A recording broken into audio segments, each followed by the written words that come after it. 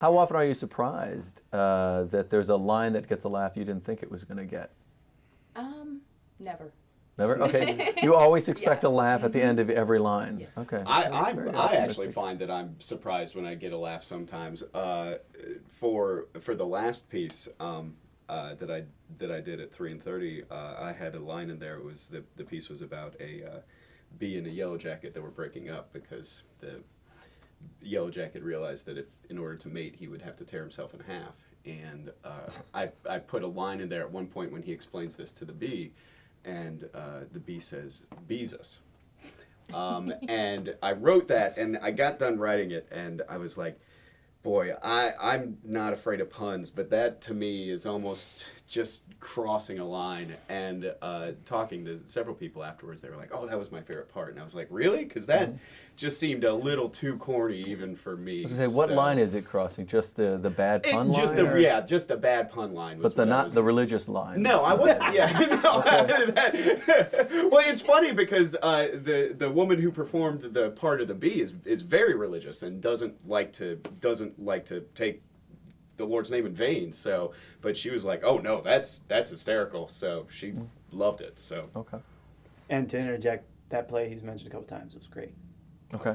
And what, Thanks. the name He of it can't say again it. was, yeah, you can't say it. What name was the name of the play again? that was after the honey dries up. So what happens to these plays when you're done with them? Do they go into an archive somewhere? You're going to bring them out like 10 years? At this point, to my knowledge, I think we're on our 7th 3:30, so this will be 21 in 210. Nothing. The only one of them that's ever had anything else go on after the Honey Dries did get another performance at a big kind of fundraising festival we have. But that's something that the 3:30 committee is kind of working forward now and trying to find ways to really help these writers, because when we're putting together these plays so quickly, one of the goals is to create this new work that maybe it's not going to be perfect yet. Maybe it can eventually evolve a little bit and be, the writer may want to go back and rework it a little bit. And MadLab has a festival every year called Theater Roulette that, we'd like to think that some of these pieces, if they work really well, some of the writers may want to work them out, improve them a little bit and submit to that festival as well. Okay. So what's for you the best part of writing these things? There's really two things to me, and one is exactly what Amanda said. The play I wrote, in this case, is not a comedy, but still, it's getting that reaction from people, whether they read it or watched it.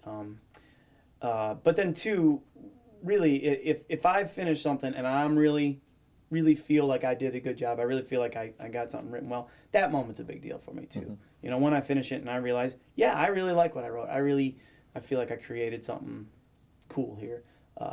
That moment's usually How often pretty does that big. happen while you're writing? Well, I'd say it's happened as a writer 2 times in the last 2 years. Okay. So it's although I can't think of too many occasions where it didn't happen, because where it's not happening, I end up scrapping what I've got. And So once a year, it feels really good, roughly, and that keeps you going. That hit, yeah, that's right. that's a long time. Although I don't think I had any real great writings a year or two before that. So it, it's accelerating. Okay, great. What's the worst part about writing these plays? What's the most difficult part? It's funny because for me, it's sort of a double-edged sword with the worst and the best, is that you don't want to write something and then because typically the people that are directing these for us, that are performing these for us, we've been called a very insular group at MadLab, and I would disagree with that to a certain extent. Because anybody can be part of us. Right, absolutely. But we certainly are all pretty good friends, if not very close friends. So you don't want to give anyone, a turd sandwich for them to have to go out and try to massage and turn into something good. Nice imagery, by the way. Thanks for that. So you don't want to give anyone something less than ideal to have to go out and massage and turn into something nice. But in those moments, I actually love the collaboration with the directors and with the actors in terms of If there's a line that's not working, or if there's a bit that's not working, taking a moment, figuring out how to, how can we change that? How can we massage that? Because certainly for 3 and 30, I feel that all of my scripts are completely malleable. It's not a final product until it's put on the stage. And even then, like Greg said, I mean, hopefully we can take our lessons from that, and these things can grow and have a life of their own beyond 3 and 30. Okay. Well, and I've worked on other 3 and 30 shows, and everybody, during the rehearsal process, should be like, "What if it would be great if we could do this? Can we change this line around?" And the writers normally are pretty cool about it. They're like, "Yeah, that's a great idea." So it's a constant work in process of, "Hey, this will make this better, and this could be this way." It's Okay. everybody's always open to Yeah. suggestions. But that doesn't answer the worst Right. part. Yeah, Well, we're looking for we're really looking for pain here, and I'm not getting pain. I've got an answer that Okay, good. that I haven't experienced this as a writer, but I've been part of, unfortunately, helping other writers experience this worst part. Is that sometimes something's written, and on the page you read it, and it looks like this should really work out. This should really be good, and then for some reason, we get together, we rehearse these things, and don't hit it. And there've been some where we just look back and we think, we thought we were gonna do a better job of that. We thought that was gonna work out better. And like I said, I haven't experienced that as a writer. But you brought it down on other writers. Some might say that, yes, certainly. And if I didn't help bring it back up. For me as a writer, the worst thing, and not necessarily for 3 and 30, but just writing in generally, is to write something and to feel really good about it, and then try and pitch it out and submit it and not have it get picked up. You want it to have a life of its own. You want it to go out and breathe and live, and especially with playwriting, it's a different sort of beast, because it's not, people don't typically go and read plays unless it's Shakespeare. What's the best writing job you've had? Maybe it's working on here or working on other things. What's your favorite experience as a writer?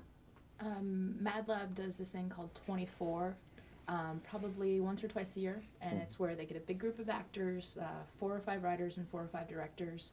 And the actors show up in whatever kind of costume they want, and they get sorted out into groups.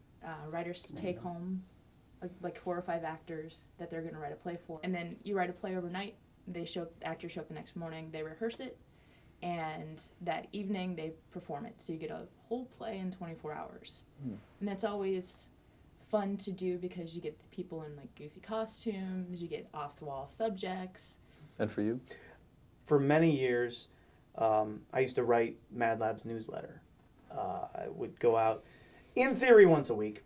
I didn't quite always get it out once a week, and that So like a once a month? it was maybe once every week and a half on average. Okay.